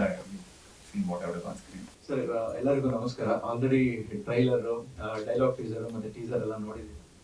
so ಅನಾಮಧೇಯ ಅಶೋಕ್ ಕುಮಾರ್, ಅದೇ ನಾನು ಹೇಳಿದ ಈ ಕಾನ್ಸೆಪ್ಟ್ ಏನಂದ್ರೆ ಇದು ಇಂಡಿಯನ್ ಲೀಗಲ್ ಕಾಂಟೆಕ್ಸ್ಟ್ ಮತ್ತೆ ಮೀಡಿಯಾ ಕಾಂಟೆಕ್ಸ್ಟ್ ಅಲ್ಲಿ ಯಾರೋ ಅನ್ನೋನ್ ವ್ಯಕ್ತಿ, ಅನಾನಿಮಸ್ ಪರ್ಸನ್ ಅನಾಮಧೇಯ ಅಶೋಕ್ ಕುಮಾರ್ ಅಂತ ಕರೀತಾರೆ. ಈ ಅನಾಮಧೇಯ ಅಶೋಕ್ ಕುಮಾರ್ ಟೈಟಲ್ ಅಂದ್ರೆ ಈ ಕಥೆಯಲ್ಲಿ ನಮ್ಮ ಇರುವಂತ ಎಲ್ಲಾ ಕ್ಯಾರೆಕ್ಟರ್ಸ್ ಅಲ್ಲಿ ಯಾರಾದ್ರೂ ಆಗಿರ್ಬೋದು. ಫಾರ್ ಎಕ್ಸಾಂಪಲ್ ಈಗ ಏನೋ ಒಂದು ಸಿನಾರಿಯೋ ಆಗುತ್ತೆ, ಆ ಸಿನಾರಿಯೋದಲ್ಲಿ ನಾವು ಹೇಗೆ ರಿಯಾಕ್ಟ್ ಮಾಡ್ತೀವಿ ಅನ್ನೋದ್ರ ಮೇಲೆ ನಾವು ಯಾವ ಸ್ಟ್ಯಾಂಡ್ ತಗೊಳ್ತೀವಿ ಅನ್ನೋ ತರ ಇರುತ್ತಲ್ಲ, ಅದ್ರ ಬಗ್ಗೆ ನಮ್ಗೆ ಅಂದ್ರೆ ಹೇಗೆ ಹೇಳ್ತಾ ಇದೀನಿ ಅಂದ್ರೆ ಅದ್ರಲ್ಲಿ ನಾವು ಈಗ ಸರಿ ಫಾರ್ ಎಕ್ಸಾಂಪಲ್ ಈಗ ಲೈಕ್ ವಿಜಿಲೆಂಟೆ ಜಸ್ಟಿಸ್ ಬಗ್ಗೆ ಎಲ್ಲ ಮಾತಾಡ್ತೀವಿ. ಲೈಕ್ ಅದರಲ್ಲಿ ಇಂಡಿವಿಜುವಲ್ ಸ್ಟ್ಯಾಂಡ್ಸ್ ಇರುತ್ತೆ. ಸ್ವಲ್ಪ ಕಡೆ ನಾವು ಲೈಕ್ ಫಾರ್ ಇರ್ತೀವಿ, ಸ್ವಲ್ಪ ಕಡೆ ಅಗೇನ್ಸ್ಟ್ ಇರ್ತೀವಿ. ಸೊ ಅದ್ರ ಬೇಸ್ ಮೇಲೆ ಈ ಟೈಟಲ್ ಇಟ್ಟಿರೋದು. ಅಶೋಕ್ ಕುಮಾರ್ ಅನ್ನೋರು ಯಾರು ಬೇಕಾದ್ರೂ ಆಗ್ಬೋದು, ಲೈಕ್ ಅಂದ್ರೆ ಇರುವಂತ ಕ್ಯಾರೆಕ್ಟರ್ಸ್ ಅಲ್ಲಿ ಯಾರು ಬೇಕಾದ್ರೂ ಆಗ್ಬೋದು ಅನ್ನೋ ರೀತಿಯಲ್ಲಿ. ಸೊ ಅದ್ರ ಈ ಕತೆ ಹುಟ್ಕೊಂಡಿದ್ದ ರೀತಿ ಏನಂದ್ರೆ, ಈಗ ಅಂದ್ರೆ ಹಲವು ವರ್ಷಗಳ ಮುಂಚೆ ಒಂದು 8-7 ವರ್ಷ, ಅಂದ್ರೆ ಇದಕ್ಕೆ ಏನು ಸಂಬಂಧ ಇಲ್ಲ ಅಂದ್ರೂ ಒಂದು 6 ವರ್ಷದ ಮಗುನ ಒಂದು ನಾರ್ತ್ ಇಂಡಿಯಾದಲ್ಲಿ ಒಂದು ರೇಪ್ ಅಂಡ್ ಡೆತ್ ಆಗುತ್ತೆ. ಆ ಕೇಸ್ ಅವ್ನ ಅರೆಸ್ಟ್ ಮಾಡಿದವ್ರನ್ನ 3 ತಿಂಗಳಲ್ಲಿ ಹೊರಗಡೆ ಬರ್ತಾನೆ. ಯಾಕಂದ್ರೆ ಸಾಕಷ್ಟು ಸಾಕ್ಷಿಗಳಿರ್ಲಿಲ್ಲ ಅಂತ ಹೇಳ್ಬಿಟ್ಟು 3 ತಿಂಗಳಲ್ಲಿ ಹೊರಗಡೆ ಬರ್ತಾನೆ. ಹೊರಗಡೆ ಬಂದಾದ್ಮೇಲೆ ಆತನ್ನ ಆ ಮಗು ತಾಯಿ ಕೊಲೆ ಮಾಡ್ತಾರೆ. ಅವರಿಗೆ 14 ವರ್ಷ ಜೈಲು ಶಿಕ್ಷೆ ಆಗುತ್ತೆ. ಸೊ ಈಗ ನಾವ್ ಯಾರ ಕಡೆ ಯಾರ್ ಫಾರ್ ಇದೀವಿ, ಯಾರು ಅಗೇನ್ಸ್ಟ್ ಇದೀವಿ ಅನ್ನೋದು ಅದು ಇಂಡಿವಿಜುವಲ್ ಚಾಯ್ಸ್ ಆಗುತ್ತೆ. ಅದೇ ರೀತಿ ಈಗ ಹೈದರಾಬಾದ್ ಅಲ್ಲಿ ಆಗಿದ್ದು ಕೇಸ್, ಡಾಕ್ಟರ್ ಕೇಸ್ ಎಲ್ಲರಿಗೂ ಗೊತ್ತಿದ್ದೇ ಇದೆ. ಸೊ ಅವ್ರದ್ದು ಅಂದ್ರೆ 4 ಜನ ಅರೆಸ್ಟ್ ಮಾಡ್ತಾರೆ. ಅರೆಸ್ಟ್ ಮಾಡಾದ್ಮೇಲೆ ತಪ್ಪಿಸ್ಕೊಳಕ್ ಹೋದ್ರು ಅಂತ 4 ಜನ ಶೂಟ್ ಮಾಡಿ ಸಾಯಿಸ್ತಾರೆ. ಎನ್ಕೌಂಟರ್ ಆಗುತ್ತೆ. ಅವರು ರಿಯಲ್ ಆಗಿ ಅವರೇ ಕ್ರಿಮಿನಲ್ಸ್ ಇಲ್ಲ ಅವ್ರನ್ನ ಯಾರನ್ನಾರು ಮಾಡ್ಸಕ್ ಹೇಳಿದ್ರ ಇಲ್ಲ ಇದು ಹೇಗಾಯ್ತು ಅನ್ನೋದು ಗೊತ್ತಾಗೋಷ್ಟೊಳಗೆ ಕೇಸ್ ಮುಗ್ದೋಯ್ತು. ಸೊ ಈ ತರ ಒಂದು ಚಿಕ್ಕ ನಾಟಿನ ನನ್ನ ಕತೆ ಈ ತರ ಒಂದು ಚಿಕ್ಕ ನಾಟಿಂದ ನನ್ನ ಕತೆ ಶುರುವಾಗಿದ್ದು. ಇದನ್ನ ನಾನು ಇನ್ನು ಜಾಸ್ತಿ ಈಗ ಬಿಡ್ಸಕ್ ಹೋದ್ರೆ ಕತೆ ಬಗ್ಗೆ ಗೊತ್ತಾಗ್ಬಿಡುತ್ತೆ. ಮುಂದೊಂದು ದಿನ ನನ್ಗೆ ಅವಕಾಶ ಸಿಕ್ಕಿದಾಗ ಇದ್ರ ಬಗ್ಗೆ ನಾನು ಮಾತಾಡ್ತೀನಿ. ಮತ್ತೆ ಈಗ ಕಿಶೋರ್ ಸರ್ ಬಗ್ಗೆ ಹೇಳ್ಬೇಕಂದ್ರೆ, ಕಿಶೋರ್ ಸರ್ ಆಕ್ಚುಲಿ ನಮ್ಮೆಲ್ಲರಿಗೂ ಕಿಶೋರ್ ಸರ್ ಗೊತ್ತು, ಬಟ್ ಕಿಶೋರ್ ಸರ್ಗೆ ನಾನ್ ಗೊತ್ತಿರ್ಲಿಲ್ಲ. ಕಿಶೋರ್ ಸರ್ ಒಂದು ದೊಡ್ಡ ಫ್ಯಾನ್ ನಾನು. ನನ್ನ ಫ್ರೆಂಡ್ ಸಿನಿಮಾದಲ್ಲಿ ಸರ್ ಆಕ್ಟ್ ಮಾಡ್ಬೇಕಾದ್ರೆ ದೇವಕಿ ಸಿನಿಮಾದಲ್ಲಿ ಮಾಡಿದ್ರು ಸರ್. ಅವಾಗ ಅವನ ಹತ್ರ ಹಿಂಗಾರು ಮಾಡಿ ಸರ್ ನಾನು ಭೇಟಿ ಮಾಡಿಸ್ಬೇಕು, ನಂಬರ್ ಕೊಡ್ಬೇಕಿಲ್ಲ, ಮಾತಾಡ್ಸಲ್ಲ ಅಂತ ಹೇಳಿ ಡಬ್ಬಿಂಗ್ ಸ್ಟುಡಿಯೋ ಮುಂದೆ ಹೋಗಿ ನಿಂತು ನಂಬರ್ ತಗೊಂಡೆ. ಅವಾಗ ನನಗೆ ಸಿನಿಮಾ ಮಾಡ್ಬೇಕಂತ ಆಸಕ್ತಿ ಇರಲಿಲ್ಲ, ಏನಿರಲಿಲ್ಲ. ಮುಂದೊಂದ್ ದಿನ ನಾನು ಸಿನಿಮಾ ಮಾಡ್ಬೇಕು ಅಂತಲ್ಲ ಸರ್ರಿಗೆ ಒಂದು ಕತೆ ಹೇಳ್ದ, ಟೇಕ್ ಆಫ್ ಆಗ್ಲಿಲ್ಲ. ಮುಂದೆ ಈ ಕತೆ ನನಗೆ ಹೊಡೆದಾಗ ಸರ್ರಿಗೆ ನಾನು ಒಂದು ಸಿನಾಪ್ಸಿಸ್ ಕಳಿಸಿ, ಸರ್ ಈ ಸಿನಿಮಾ ನೀವು ಮಾಡೋದಾದ್ರೆ ನಾನು ಬರೀತೀನಿ ಸರ್ ಅಂತ ಹೇಳಿದೆ. ಸರ್ ಸಿನಾಪ್ಸಿಸ್ ಮಾಡಿ ಸಿನಾಪ್ಸಿಸ್ ನೋಡ್ಬಿಟ್ಟು ಕತೆ ಮಾಡ್ಕೊಂಡ್ ಬನ್ನಿ ಅಂತ ಹೇಳಿದ್ರು. ಕತೆ ಮಾಡ್ಕೊಂಡು ಹೋದ್ರೆ ಸಿನಿಮಾ ಆಯ್ತು. ಆದ್ರೆ ಸರ್ರಿಗೆ ನಮ್ಮಂತ ನ್ಯೂ ಕಮರ್ಸ್ಗೆ ಸಪೋರ್ಟ್ ಮಾಡಿ ಮಾಡ್ಬೇಕು ಅನ್ನೋದು ಏನೋ ಅವಶ್ಯಕತೆ ಇಲ್ಲ. ಬಟ್ ಸರ್ ಅದನ್ನ ಟು ಅನ್ ಎಕ್ಸ್ಟೆಂಟ್, ಯಾವ ಎಕ್ಸ್ಟೆಂಟಿಗೆ ಅದನ್ನ ಸಪೋರ್ಟ್ ಮಾಡಿ ಮಾಡಿದ್ರೆ ನಮ್ಮ ಸಿನಿಮಾದಲ್ಲಿ ಇವಾಗ ನೋಡಿದ್ರೆ ಸರ್ ಕೋ ಪ್ರೊಡ್ಯೂಸ್ ಮಾಡಿದ್ದಾರೆ.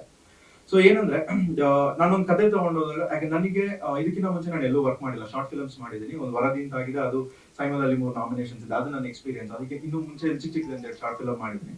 ಬಟ್ ಈ ಕತೆ ಮಾಡ್ಕೊಂಡು ಹೋಗಾದ್ಮೇಲೆ ಸರ್ ಅದನ್ನ ಫುಲ್ ಆಗಿ ಓದಿ ಇದ್ರಲ್ಲಿ ಏನೇನ್ ಬೆಟರ್ ಮಾಡ್ಬೋದು, ಇದನ್ನ ಯಾವ ರೀತಿ ನಾವು ಎನ್ಹಾನ್ಸ್ ಮಾಡ್ಬೋದು, ಅಂಡ್ ನಾನು ಇದ್ರಲ್ಲಿ ಯಾವ ರೀತಿಯಾಗಿ ಭಾಗಿಯಾಗ್ತೀನಿ, ಇದು ಎಲ್ಲದನ್ನು ಸರ್ ಲೈಕ್ ಅಂದ್ರೆ ಸರ್ ಆಗಿ ನಮಗೆ ತಿಳಿಸ್ಕೊಟ್ರು. ಆಮೇಲೆ ನಾನು ಸರ್ ಏನೊಂದು ಇದ್ರಲ್ಲಿ ನಮ್ಮಂದ್ರೆ ಸರ್ರಿಂದ ಡೇಟಿಗೋಸ್ಕರ ವೇಟ್ ಮಾಡ್ತಾ ಇದ್ವಿ. ಬಿಕಾಸ್ ಹೋಲ್ ಇಡೀ ಸಿನಿಮಾ ಸರ್ ಮತ್ತೆ ಹರ್ಷಿಲ್ ಅವ್ರ ಹೆಗಲ್ ಮೇಲೆ ಹಾಕೊಂಡು ಆಗಿರೋಂಥದ್ದು. ಸರ್ ಡೇಟಿಗೆ ಒಂದು ನಾವು ವೇಟ್ ಮಾಡ್ತಾ ಇದೀವಿ. ಬಿಟ್ರೆ ಪರ್ಫೆಕ್ಟ್ ಅಂದ್ರೆ ನಮಗೆ ಯಾವ ರೀತಿ ಸಪೋರ್ಟ್. ಈಗ ನನಗೊಂದು ವಿಷಯ ಏನೋ ಒಂದು ಗೊತ್ತಾಗ್ಲಿಲ್ಲ ಸೆಟಲ್ ಇಂದ ನಾನು ಸರ್ ಇದನ್ನ ಹೇಗ್ ಮಾಡ್ಬೋದು ಅಂತ ನಾನು ಸರ್ ಹೋಗಿ ಕೇಳ್ತಾ ಇದ್ದೆ, ಅಂದ್ರೆ ಒಂದು ಒಪಿನಿಯನ್ಗೋಸ್ಕರ. ಸೊ ಅಷ್ಟು ಎಕ್ಸ್ಟೆಂಟ್ಗೆ ಸರ್ ನ್ಯೂ ಕಮರ್ಸ್ ನ ಸಪೋರ್ಟ್ ಮಾಡ್ತಾರೆ. ಸರ್ ಹೀಗೆ ಇರ್ಲಿ ನಿಮ್ ಸಪೋರ್ಟ್ ನ್ಯೂ ಕಮರ್ಸ್ಗೆ. Thank you so much sir. ನೀವಿಲ್ಲ ಅಂದ್ರೆ ಈ ಸಿನಿಮಾ ಇಲ್ಲ. ನೀವು ಒಪ್ಕೊಂಡಿದ್ದಕ್ಕೆ ನಾನು ಈ ಸ್ಟೇಜ್ ಸಿಕ್ಕಿದೆ ನನಗೆ. Thank you so much sir. Harshil Kaushik, Harshil ಬಂದು ನನ್ನ ಫ್ರೆಂಡ್ ಶಿವ ಅಂತ ಕೋ ಡೈರೆಕ್ಟರ್ ಸಿನಿಮಾ ಅದು ಅಲ್ಲಿದ್ದಾರೆ. ಸೊ ಅವ್ರದ್ದು ಶಾರ್ಟ್ ಫಿಲ್ಮ್ಸ್ ಅಲ್ಲಿ ವರ್ಕ್ ಮಾಡಿದ್ರು. ಹಾಗೆ ನಮಗೆ ಹರ್ಷಿಲ್ ಫ್ರೆಂಡ್, ಅಲ್ಲಿಂದ ತುಂಬಾ ಒಳ್ಳೆ ಫ್ರೆಂಡ್ ಕೂಡ. ನಾವು ತುಂಬಾ ಅಂದ್ರೆ ಹರ್ಷಿಲ್ ಮುಂಚೆ ಒಂದು ಈ ಪಾತ್ರ ಬಿಟ್ಟು ಇನ್ನೊಂದು ಪಾತ್ರದಲ್ಲಿ ಮಾಡ್ಬೇಕಾಗಿತ್ತು. ಅದಾದ್ಮೇಲೆ ನಾವು ಒಂದು 3-4 ಮಂತ್ಸ್ ತುಂಬಾ ಹುಡುಕಾಡ್ತಾ ಇದ್ವಿ, ಈ ಕ್ಯಾರೆಕ್ಟರ್ ಯಾರು ಮಾಡೋದು ಅಂದ್ರೆ ಪಕ್ಕದಲ್ಲೇ ಇಟ್ಕೊಂಡು ಹುಡುಕಾಡ್ತಾ ಇರೋ ತರ ಎಲ್ಲಾ ಕಡೆ ಯಾರು ಮಾಡೋದು ಅಂತ ಹುಡುಕಾಡ್ತಾ ಇದ್ವಿ. ಕೊನೆಗೆ ಒಂದ್ ದಿವಸ ನಾನು ಹರ್ಷಿಲ್ ಇದು ಡಿಸ್ಕಸ್ ಮಾಡ್ತಾ ಇರ್ಬೇಕಾದ್ರೆ ನಾನು ಹರ್ಷಿಲ್ ಮಾಡಿ ಅಂತ ಕೇಳಿದೆ. ಹರ್ಷಿಲ್ ಮಾಡಿದ್ರು. ಅಂದ್ರೆ ನಾವು ಅಷ್ಟು ಕಿಶೋರ್ ಸರ್ ಮುಂದೆ ಯಾರು ಕೊಡ್ತಾರೆ, ಯಾರು ಇದನ್ನ ಮಾಡ್ಬೋದು ಅಂತ ನಾವು ಯೋಚನೆ ಮಾಡ್ಬೇಕಾದ್ರೆ, ಅಂದ್ರೆ ನಾವು ಯೋಚನೆ ಈಗ ಆಬ್ವಿಯಸ್ಲಿ ಕಿಶೋರ್ ಸರ್ ಈಗ ನಾವು first day Kishore sir action cut ಹೇಳ್ತೀನಿ ಅಂತ ನಾನು ಅನ್ಕೊಂಡೇ ಇರ್ಲಿಲ್ಲ. ಅಂದ್ರೆ ಇದು ಇವಾಗ್ಲೂ ಕೂಡ ಅದು ಕನಸಾಗೆ ಇದೆ ನನಗೆ. ಬಟ್ ಆದ್ರೆ ಯಾರು ಸರ್ ಮುಂದೆ ಮಾಡ್ತಾರೆ ಅಂತ ತುಂಬಾ ಡೌಟ್ಫುಲ್ ಆಗಿತ್ತು. ಆಮೇಲೆ ನಾವು ಒಂದ್ಸತಿ ಹರ್ಷಿಲ್ ನ ಚೂಸ್ ಮಾಡಿ, ಅಂದ್ರೆ ಒಂದ್ 4 ದಿವಸ ಶೂಟಿಂಗ್ ಇರ್ಬೇಕಾದ್ರೆ ನಾವು ಹರ್ಷಿಲ್ ನ ಫೈನಲೈಸ್ ಮಾಡಿದ್ದು. ಅವತ್ತಿಂದಾನೇ ನಮಗೆ ಗ್ಯಾರಂಟಿ ಆಗುತ್ತೆ ಹರ್ಷಿಲ್ ಈಗ ಆರಾಮಾಗಿ ನೋಡ್ಕೊಳ್ತಾರೆ ಅಂತ. ಬಟ್ ಅದನ್ನ ಇದ್ರ ಹರ್ಷಿಲ್ ಮತ್ತೆ ಕಿಶೋರ್ ಸರ್ ಎದುರುಗಡೆ ಕೂತಾಗ ನಾವು ಲಿಟ್ರಲಿ ಒಂದ್ ದಿವಸ ಕಿಶೋರ್ ಸರ್ ಹತ್ರನೇ ಹೇಳಿದೆ, ಸರ್ ಇದು ಲಿಟ್ರಲಿ ನಿಮ್ಮ ಇದು ಮಾನಿಟರ್ ಮುಂದೆ ಕೂತ್ ನೋಡ್ದಂಗಿಲ್ಲ, ಕಿಶೋರ್ ಸರ್ ಸಿನಿಮಾ ನೋಡಿದ ತರ ಇದೆ ಅಂತ. ಅಷ್ಟು ಈಸಿಯಾಗಿ ಹರ್ಷಿಲ್ ಟೇಕ್ ಓವರ್ ಮಾಡ್ಕೊಂಡು. Thank you for being the part of this Harshil. And Janani Pictures ಅವರು ಈ ಸಿನಿಮಾ ರಿಲೀಸ್ ಮಾಡ್ತಾ ಇದ್ದಾರೆ. ನಾನು ಇವ್ರಿಗೆ ಅಪ್ರೋಚ್ ಮಾಡಿದೆ, ಸರ್ ಈ ಫಿಲಮ್ ನ ರಿಲೀಸ್ ಮಾಡ್ಕೊಡಿ ಅಂತ. ವಿಮಿಯೋದಲ್ಲಿ ಲಿಂಕ್ ಕಳಿಸ್ಕೊಟ್ಟೆ. ನೈಟ್ ಸಿನಿಮಾ ನೋಡ್ಬಿಟ್ಟು ಬೆಳಗ್ಗೆ ಕಾಲ್ ಮಾಡಿದ್ರು, ಸರ್ ನಾನು ಬ್ಲಡ್ ಡೊನೇಟ್ ಮಾಡ್ತಾ ಇದ್ದೀನಿ, ಆಮೇಲೆ ಮಾತಾಡ್ತೀನಿ ಸರ್ ಅಂದೆ. ಸರ್ ಇಲ್ಲ ನೀವು ಕೇಳಿ ಅಂತ ಹೇಳ್ಬಿಟ್ಟು 40 ನಿಮಿಷ ಮಾತಾಡಿ, ಇಲ್ಲ ಈ ಸಿನಿಮಾ ನಾವು ಮಾಡ್ತೀವಿ, ಇದು ಸಿನಿಮಾ ಇದು ಪಾಸಿಟಿವ್ ಆಗಿದೆ, ಇದು ಯಾವ ತರ ಮಾಡ್ಬೋದು ಅಂತ ಹೇಳ್ಬಿಟ್ಟು ಇವ್ರು ಟೇಕ್ ಓವರ್ ಮಾಡಿ. Thank you so much for being a part of it. ಆಮೇಲೆ ಕುನಾಲ್ ಮತ್ತೆ ಇವರು ರವಿ ಸರ್ ಇಬ್ರು ಪಾರ್ಟ್ನರ್ಸ್ ಜನನಿ ಪಿಕ್ಚರ್ಸ್ ಅಲ್ಲಿ. So thank you Kunal. And ನನ್ನ ಟೀಮ್ ನ ಮೆನ್ಷನ್ ಮಾಡಕ್ ಇಷ್ಟಪಡ್ತೇನೆ. ಎಡಿಟರ್ ಏಸು ಇಲ್ಲೇ ಇದ್ದಾರೆ, DOP ಸುನಿಲ್ ಅವರು ಇದ್ದಾರೆ, ಅಸದ್ ಅವರು ಯಾಕೆ ಇಂಗ್ಲಿಷ್ ಅಲ್ಲಿ ಮಾತಾಡಿದ್ರು ಅಂದ್ರೆ ಅವ್ರಿಗೆ ಇರೋದು ಇದರದ್ದು ಯುವನ್ ಸರ್ ಅವರು ಅಸೋಸಿಯೇಟ್ ಅವರು. ಸೊ ಅಲ್ಲಿ ವರ್ಕ್ ಮಾಡ್ತಾ ಇದ್ರು. ನಾವು ಅಂದ್ರೆ ನಮ್ಮ ಫ್ರೆಂಡ್ ಮೂಲಕ ಪರಿಚಯ ಆಗಿ ಇಲ್ಲಿ ನಮ್ಮ ಸಿನಿಮಾದಲ್ಲಿ ವರ್ಕ್ ಮಾಡಿದ್ದಾರೆ. ಆಮೇಲೆ ಕಲರಿಸ್ಟ್ ಪವನ್ ಅವರು, ಅದು ಬಿಟ್ಟು ನಮ್ಮ co director Shiva, Sunil, Robin, Steve ಮತ್ತೆ ಸಂಪತ್ ಅಂತ. ಇವ್ರದ್ದು ನಂದು ತುಂಬಾ ಚಿಕ್ಕ ತಂಡ, ಒಂದು 5 ಜನ ಡೈರೆಕ್ಷನ್ ಟೀಮ್ ಅಲ್ಲಿ ಇದ್ವಿ ಅಷ್ಟೇ. ನಾವು 5 ಜನನೇ ಇಡೀ ಸಿನಿಮಾನ ಮಾಡಿರೋ ತರ ಆಗಿದೆ. ಅದ್ರ ಜೊತೆಗೆ ನಮ್ಮ main actors like special thanks ಒಂದು ಸ್ವಲ್ಪ ಜನ ಮೆನ್ಷನ್ ಮಾಡೋದಂತ. ರಾಜೀವ್ ದೇವರ, ಸತೀಶ್ ಕುಮಾರ್, ಕರಣ್ ಎಂಪೈ, ರೋಶ್ನಿ, ಅತಿರಥ್, ಸ್ವಸ್ತಿಕ್, ಅಕ್ಷಯ್ ದತ್ ಅಂಡ್ ಕುಮಾರ್ ಅಂತ. ಅತಿರಥ್ ನನ್ನ ಫ್ರೆಂಡ್. ಆಕ್ಟರ್ಸ್ ನಮಗೆಲ್ಲ ಮೋಸ್ಟ್ ಆಫ್ ದಮ್ ಇವಾಗ ಪರಿಚಯ ಆಗಿದ್ದಾರೆ. ಈ 4 ಇರೋರು ವೀರೇಶ್ ಇದ್ದಾರೆ, ಗಗನ ಇದ್ದಾರೆ, ಸ್ನೇಹ ಇದ್ದಾರೆ. ಸೊ ಇವರು ತುಂಬಾ ಇಂಪಾರ್ಟೆಂಟ್ ರೋಲ್ ಅಲ್ಲಿ ಮಾಡಿದ್ದಾರೆ. ಇವ್ರ ವೈಫ್ ಆಗಿ ಗಗನ ಅವ್ರು ಮಾಡಿದ್ದಾರೆ. ಅದಾದ್ಮೇಲೆ ಸ್ನೇಹ ಅವ್ರು ಇದ್ದಾರೆ, ಸರ್ ಇದ್ದಾರೆ, ಹರ್ಷಲ್ ಇದ್ದಾರೆ.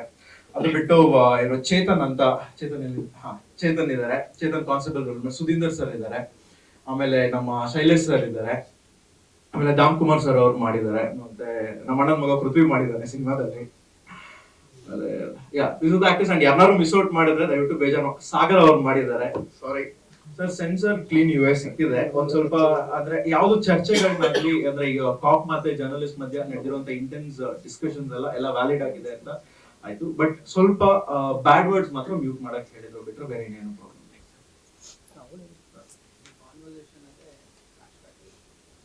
ಸರ್ ಇದೊಂದು ಔಟ್ ಅಂಡ್ ಔಟ್ ಒಂದು ಪರ್ಸ್ಪೆಕ್ಟಿವ್ ನರೇಟಿವ್ ಅಲ್ಲಿ ಹೋಗುವಂತದ್ದು.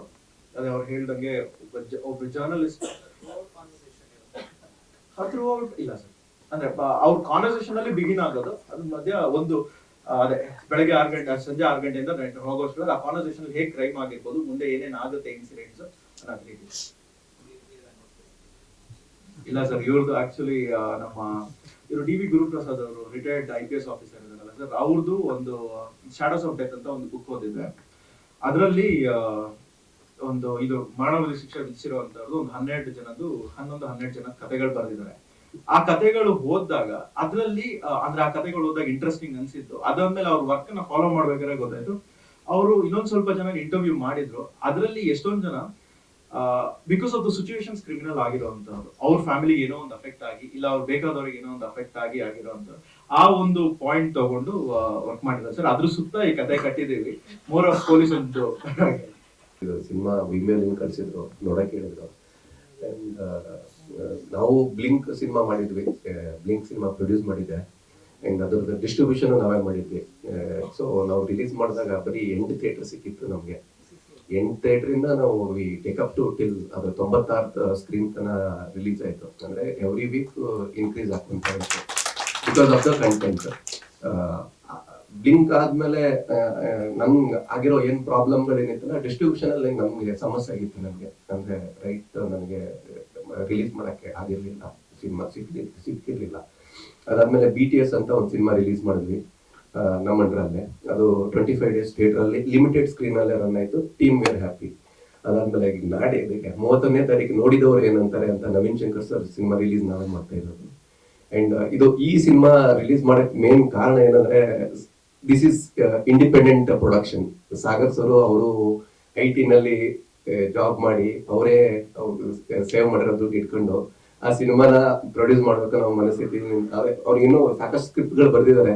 ಬಟ್ ಈ ಸಿನಿಮಾ ನಾವು ಥಿಯೇಟರ್ ನಲ್ಲಿ ನಿಲ್ಲಿಸ್ಬೇಕು ಅಂತ ನಾವು ಎಲ್ಲ ಥಿಯೇಟರ್ ದವರಿಗೂ ಮಾತಾಡಕ್ ಹೋದಾಗ ಅವ್ರು ಎಲ್ರು ಅನ್ನೋದೇ ಈ ಸಿನಿಮಾ ಏನು ನೋಡುತ್ತೇನ್ರಿ, ಪ್ರತಿ ಸಲ ಅದೇ ಕೇಳೋರು. Until and unless will not build that culture. Content ಸಿನಿಮಾಗಳಿಗೆ ನಾವು ಥಿಯೇಟರ್ ಅಲ್ಲಿ ಬಂದು ನೋಡೋ ಕಲ್ಚರ್ ನಾವು ಬಿಲ್ಡ್ ಮಾಡಿಲ್ಲ ಅಂದ್ರೆ ಕಂಟೆಂಟ್ ಸಿನಿಮಾಗಳಿಗೆ ಥಿಯೇಟರ್ ಅಲ್ಲಿ ಜನ ಬರೋದಿಲ್ಲ. ಸೊ ನಾವು ವಾಟ್ ಎವರ್ ಅದು ಇನ್ನೂ ಎಷ್ಟು ಎಲ್ಲಿ ತನಕ ನಮ್ಮ ಕಡೆಯಿಂದ ಆಗುತ್ತೆ ಅಲ್ಲಿ ತನಕ ಕಂಟೆಂಟ್ ಸಿನಿಮಾಗಳನ್ನ ನಮ್ಮ ಜನನಿ ಪಿಕ್ಚರ್ಸ್ ಇಂದ ನಾವು ಡಿಸ್ಟ್ರಿಬ್ಯೂಟ್ ಮಾಡಕ್ಕೆ ಟ್ರೈ ಮಾಡ್ತೀವಿ. Will fail until one day will win. Thank you sir. ಇದು ಎ ಸೆಂಟರ್ ಥಿಯೇಟರ್ಸ್ ಗಳೆಲ್ಲಿದೆ ಅಲ್ಲೆಲ್ಲ ಕಡೆ ರಿಲೀಸ್ ಮಾಡ್ತೀವಿ ಸರ್. ಸರ್ ನಾವು ಲಿಮಿಟೆಡ್ ಆಗಿ ಹೋಗೋದು ಸರ್. ಯಾಕೆ ಏನಾಗುತ್ತೆ ಅಂದ್ರೆ ಸರ್ ಎಲ್ಲದಕ್ಕೂ there is a cost. Definitely sir multiplex ಅಲ್ಲೇ ರಿಲೀಸ್ ಮಾಡೋದು. And first week in analysis ಮೇಲೆ ನಾವು we can wide it sir. ಚೆನ್ನಾಗಾದ್ರೆ ನಾವು we can multiply the theatres sir. Yes sir. Sir shows were all shows were running housefull sir. Yes sir. Yes sir. ಮಾಲ್ಗಳು and all single screen ಅಲ್ಲೂ cinema ಹೋಯ್ತು sir. ನಮ್ಗೆ sir multiplex ಗಳಲ್ಲೇ ಜಾಸ್ತಿ work ಆಗಿದೆ sir. ಇದು multiplex ಅಲ್ಲಿ ಚೆನ್ನಾಗಿ workout ಆಗುತ್ತೆ ಸರ್. ಅಂಡ್ ಕಿಶೋರ್ ಸರ್ ಅವಾಗ್ಲೇ ಹೇಳ್ದಂಗೆ ನಾವು ಎಲ್ಲೂ ಲಿಮಿಟ್ ಮಾಡಕ್ ಆಗಲ್ಲ. And only thing is single screen ಅಲ್ಲಿ ನೋಡೋ ಆಡಿಯನ್ಸ್ಗೂ ಈ ತರದ ಕಂಟೆಂಟ್ ಗಳನ್ನ ನೋಡಕ್ಕೆ ನಾವು ನಮ್ ಕಡೆಯಿಂದ ನಾವು ಪ್ರಯತ್ನ ಮಾಡಿಸ್ಬೇಕು. ಕಮ್ಮಿಂಗ್ ಡೇಸ್ ಅಲ್ಲಿ ನಾವು ಪ್ರಯತ್ನ ಮಾಡಿಸಿಲ್ಲ ಅಂದ್ರೆ ಸಿಂಗಲ್ ಸ್ಕ್ರೀನಿಂಗು ಕಂಟೆಂಟ್ ಸಿನಿಮಾ ನೋಡಕ್ಕೆ ಬರೋದಿಲ್ಲ. ಇಲ್ಲ ಅಂದ್ರೆ ಬರೀ ಬಡಿ ಕಡಿ ಅಂತ ಸಿನಿಮಾಗಳೇ ಮಾಡೋದ್ರಿಂದ ನೋ ಯೂಸ್ ಸರ್. ನಮ್ಮ ಹತ್ರನೂ ಕ್ರಿಯೇಟಿವ್ ಪೀಪಲ್ ಗಳಿದ್ದಾರೆ, ಕ್ರಿಯೇಟಿವ್ ಮೇಕರ್ಸ್ ಗಳಿದ್ದಾರೆ. ಅಂತವ್ರ ಸಿನಿಮಾಗಳನ್ನ ಮಾರ್ಕೆಟ್ ಅಲ್ಲಿ ನಾವು ನಿಲ್ಲಿಸ್ಬೇಕು ಅಂತ ಸರ್. ಸರ್ ಅದಕ್ಕೆ ಈಗ ಡಿಸ್ಟ್ರಿಬ್ಯೂಷನ್ ಮಾಡ್ತಾ ಇದೀವಿ ಸರ್. ನಮ್ಮ ಪ್ರಯತ್ನ ಇದೆ ಸರ್ ನಮ್ಮ ಕಡೆಯಿಂದ sir. Thank you so much for everybody coming out today. ಎಲ್ಲರೂ ಸಿನಿಮಾ ಬಗ್ಗೆ ಎಲ್ಲರೂ ಮಾತಾಡೋರೆ. I don't think anything is left. But as a team, I should say Sagar sir, I have seen actually, it's very shocking. I have always seen Sagar sir like a one-man army, single. I nangottilla ishtu jana idru ಹಿಂದೆ. So it's very surprising. Now there is more faith. I'm sure the cinema will do well in theaters, in single screens and multiplexes. We will go step by step. That is what the plan is. ಹಾಗೆ ಮಧ್ಯಂತರ ಅನ್ನೋ ಒಂದು ಸಿನಿಮಾಗೆ ನಾವು press meet ಮಾಡಿ screening ಮಾಡಿದಾಗ ತಾವೆಲ್ಲರೂ ಬಂದಿದ್ದಾರೆ. ಸೊ ಮತ್ತೊಮ್ಮೆ ನಿಮ್ಮನ್ನ ಭೇಟಿ ಮಾಡ್ತಾ ಇದ್ದೀನಿ. ಹೀಗೆ ಪ್ರತಿ ವಾರ ಪ್ರತಿ ತಿಂಗಳು ನಿಮ್ಮನ್ನ ಭೇಟಿ ಮಾಡೋದಕ್ಕೆ ಇಷ್ಟಪಡ್ತೀನಿ ನಾನು. ಇನ್ನು ಈ ಸಿನಿಮಾದ ಬಗ್ಗೆ ಹೇಳೋದಾದ್ರೆ, ಈ ಸಿನಿಮಾದ ಪಾತ್ರದ ಬಗ್ಗೆ ನಾನು ಹೆಚ್ಚು ಮಾತಾಡೋ ಹಾಗಿಲ್ಲ. ಯಾಕಂದ್ರೆ ನನ್ನ ಪಾತ್ರನೇ ಮಾತಾಡಬೇಕು. ಅದನ್ನ ಸಿನಿಮಾ ನೋಡಿದ್ಮೇಲೆ ನೀವು ಅದನ್ನ ಮಾತಾಡಿದಷ್ಟು ಸೂಕ್ತ ಆಗುತ್ತೆ. ಸಿನಿಮಾ ನನ್ನ ಮೊದಲನೇ ಎಕ್ಸ್ಪೀರಿಯನ್ಸ್ ಅಂತ ಹೇಳ್ಬೋದು. ಏನಂತ ಹೇಳಿದ್ರೆ, ಕಿಶೋರ್ ಸರ್ ಬಗ್ಗೆ ಎಲ್ಲರೂ ಮಾತಾಡಿದ್ರು. ನಾನು ಪರ್ಸನಲ್ ಆಗಿ ಅವ್ರನ್ನ ಫಸ್ಟ್ ಟೈಮ್ ಮೀಟ್ ಮಾಡಿದಾಗ ಯೂಶಲಿ ಒಂದು ಮಾತು ಇದೆ ಅಂತ ಹೇಳಿದ್ರೆ, ನೆವರ್ ಮೀಟ್ ಯುವರ್ ಐಡಲ್ ಅಂತ. ಅಂದ್ರೆ ನೀವು ಯಾರನ್ನ ತುಂಬಾ ಆಸ್ಪೈರ್ ಮಾಡ್ತೀರಾ ಅವ್ರನ್ನ ನಿಜ ಜೀವನದಲ್ಲಿ ಭೇಟಿ ಮಾಡಬೇಡಿ, ಅವ್ರ ಮೇಲೆ ಗೌರವ ಕಡಿಮೆ ಆಗುತ್ತೆ ಅಂತ ಹೇಳ್ತಾರೆ. ಬಟ್ ನನಗೆ ಕಿಶೋರ್ ಸರ್ನ ಅವ್ರನ್ನ ಮೀಟ್ ಮಾಡಿದ ಮೇಲೆ ಗೌರವ ಜಾಸ್ತಿ ಆಯ್ತು. ನಮ್ದು ಫಸ್ಟ್ ಸೀನ್ ಇದ್ದಿದ್ದು 2 ನಿಮಿಷ, ಒಂದು 2 ನಿಮಿಷದಲ್ಲಿ ಸೀನ್ ಆಗೋಯ್ತು. ಆದ್ರೆ ಆ ಸೀನ್ಗೂ ಮುಂಚೆ 2 ಅವರ್ ಮಾತಾಡಿದೀವಿ, ಸೀನ್ ಆದ್ಮೇಲೆ 2 ಅವರ್ ಮಾತಾಡಿದ್ದೀವಿ. ಅಂದ್ರೆ ಅವರು ನಾನು ಹೊಸಬ ಅಂತ ಅಥವಾ ನಾನು ಅವ್ರಿಗೆ ಪರಿಚಯನೂ ಇರಲಿಲ್ಲ. ಹಾಗಂತ ಅವರು ನನ್ನನ್ನ ಸುಮ್ಮನೆ ಏನೋ ಒಂದು ಸ್ಟಾರ್ ಒಬ್ಬ ಹೊಸಬ ಆಕ್ಟರ್ನ ಟ್ರೀಟ್ ಮಾಡೋ ರೀತಿ ಮಾಡದೆ ತುಂಬಾ ಈಕ್ವಲ್ ಆಗಿ ಟ್ರೀಟ್ ಮಾಡಿ 2 ಅವರ್ ಅವ್ರು ತುಂಬಾ ಜೆನ್ಯೂನ್ ಆಗಿ ತುಂಬಾ ಸೀರಿಯಸ್ ಆಗಿ ಮಾತಾಡಿದ್ರು. ಸೊ ಅವಾಗ ಅವರು ಹೇಳಿದಾಗೆ ನನಗೆ ಅನಿಸ್ತು, ಪರವಾಗಿಲ್ಲ, ಅಂದ್ರೆ ಪ್ರಾಮಾಣಿಕರು ಇಂಡಸ್ಟ್ರಿಯಲ್ಲಿ ಇದಾರಪ್ಪ ಅಂತ ನನಗೆ ಮತ್ತೊಮ್ಮೆ ಅದು ಕನ್ಫರ್ಮ್ ಆಯ್ತು ಅಂತ ಹೇಳ್ಬೋದು. ಇನ್ನು ಸಾಗರ್ ಅವರು ನನಗೆ ಹರ್ಷಿಲ್ ಮೂಲಕ ಪರಿಚಯ. ಸೊ ನಾನು ಹರ್ಷಿಲ್ ಅವರು ರಂಗಭೂಮಿಲಿ ಹಲವಾರು ವರ್ಷಗಳಿಂದ ಮಣ್ಣು ಹೊಡ್ತಾನೆ ಇದ್ವಿ. ಸೊ ಈ ಸಿನಿಮಾಗೆ ಅವ್ರು ಹೇಳಿದ್ರು, ಅರ್ಜೆಂಟ್ ಆಗಿದೆ, ನೀನು ಸಂಜೆ ಒಳಗಡೆ ನನಗೆ ಇದ್ರದ್ದು ಸ್ವಲ್ಪ ಸ್ಕ್ರೀನ್ ಟೆಸ್ಟ್ ಎಲ್ಲ ಕಳಿಸ್ಬೇಕು, ತುಂಬಾ ಅರ್ಜೆಂಟ್ ಇದೆ ಅಂತ. ನಾನು ಅದನ್ನೆಲ್ಲ ಓದಿ ನನಗೆ ತುಂಬಾ ಇದು ಇಷ್ಟು ಬೇಗ ಆಗುವಂತ ಕೆಲಸ ಅಲ್ಲ ಅಂತ ಹೇಳಿದೆ. ಮತ್ತು ಅವ್ರಿಗೆಲ್ಲ ಸ್ಕ್ರೀನ್ ಟೆಸ್ಟ್ ಎಲ್ಲ ಕೊಟ್ಟ ಮೇಲೆ ಹೇಳಿದೆ, ಅವ್ರಿಗೆ ಬೇಡ ಅಂತ ಹೇಳಿದ್ರೆ ದಯವಿಟ್ಟು ಬೇಗ ಹೇಳಕ್ ಹೇಳ್ಬಿಡು ಅಂತ. ಬಟ್ ಅವರಿಗೆ ಅದೇನೋ ಇಷ್ಟ ಆಯ್ತಂತೆ. ಅವ್ರನ್ನ ಹೇಗೆ ಕಾಸ್ಟ್ ಮಾಡಿದ್ರು ಅಂತ ನನಗೂ ಗೊತ್ತಿಲ್ಲ. ಸಿನಿಮಾ ನೋಡಿದ್ಮೇಲೆ ನಿಮಗೆ ಅವ್ರ ಕಾಸ್ಟಿಂಗ್ ಸರಿ ಇದೆನೋ ತಪ್ಪಿದೇನೋ ಅಂತ ನೀವೇ ಡಿಸೈಡ್ ಮಾಡಬೇಕು. ಎಸ್, ಎಲ್ಲರಿಗೂ ನಮಸ್ಕಾರ. ಮೊದಲನೇದಾಗಿ ನನಗೆ ಆಪರ್ಚುನಿಟಿ ಕೊಟ್ಟದಂತಹ ಸಾಗರ್ ಸರ್ ಹಾಗೂ ಶಿವು ಅವರು ಹಾಗೂ ಪ್ರೊಡ್ಯೂಸರ್ಸ್ ಆದಂತಹ ನಿರ್ಮಲ್ ಸರ್, ರಮ್ಯಾ ಮ್ಯಾಮ್ ಹಾಗೂ ಕಿಶೋರ್ ಸರ್ ಕೂಡ thank you so much. Dream come true ಅಂತಾನೆ ಹೇಳ್ಬೋದು ನಾನು ಸರ್ ಜೊತೆ ಆಕ್ಟ್ ಮಾಡಿರೋದು. ಸರ್ ಎಷ್ಟು ಕೈಂಡ್ ಅಂಡ್ ಹಂಬಲ್ ಅಂದ್ರೆ ತುಂಬಾ ಭಯ ಇತ್ತು ಫಸ್ಟ್ ನಾನು ಅವ್ರ ಜೊತೆ ಫೇಸ್ ಮಾಡಿ ಆಕ್ಟ್ ಮಾಡೋದಾಗಿರ್ಬೋದು. ಬಟ್ ತುಂಬಾ ಸಪೋರ್ಟಿವ್ ಆಗಿದ್ರು. Thank you so much sir. ನಾನು ಈ ಸಿನಿಮಾದಲ್ಲಿ ಕಿಶೋರ್ ಸರ್ ಅವರ ವೈಫ್ ಪಾತ್ರದಲ್ಲಿ ಮಾಡಿದ್ದೇನೆ. ನಾರ್ಮಲ್ ಹೌಸ್ ವೈಫ್, ಮಗ, ಮನೆ ಮಕ್ಕಳು ಆ ಥರನೇ ಇರೋಂಥ ಕ್ಯಾರೆಕ್ಟರ್. ತುಂಬಾ ಖುಷಿ ಇದೆ ಈ ಪಾತ್ರ ಮಾಡಿರೋದ್ರಲ್ಲಿ. ಮತ್ತೆ ತುಂಬಾ ಚೆನ್ನಾಗಿ ಮೂಡ್ ಬಂದಿರುತ್ತೆ ಸಿನಿಮಾ. ಸಾಗರ್ ಸರ್ ಅವರು ತುಂಬಾ ಚೆನ್ನಾಗಿ ತೆಗೆದಿದ್ದಾರೆ. ಹಾಗೆ ಕೂಡ ಸಿನಿಮಾಟೋಗ್ರಫಿನಲ್ಲಿ ಸುನಿಲ್ ಸರ್ ಕೂಡ ತುಂಬಾ ಚೆನ್ನಾಗಿ ಬ್ಯೂಟಿಫುಲ್ ಆಗಿ ಕ್ಯಾಪ್ಚರ್ ಮಾಡಿದ್ದಾರೆ.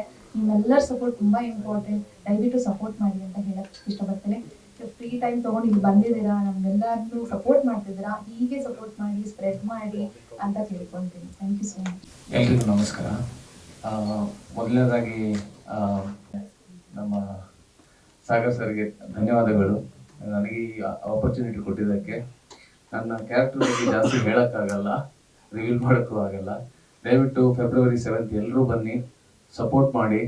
ಒಂದು ಒಳ್ಳೆ ತಂಡ, ಎನರ್ಜೆಟಿಕ್ ತಂಡ, ನಿಮಗೆಲ್ಲ ಇಷ್ಟ ಆಗತ್ತೆ ಅಂತ ಭಾವಿಸ್ತಿದ್ದೀನಿ. Thank you.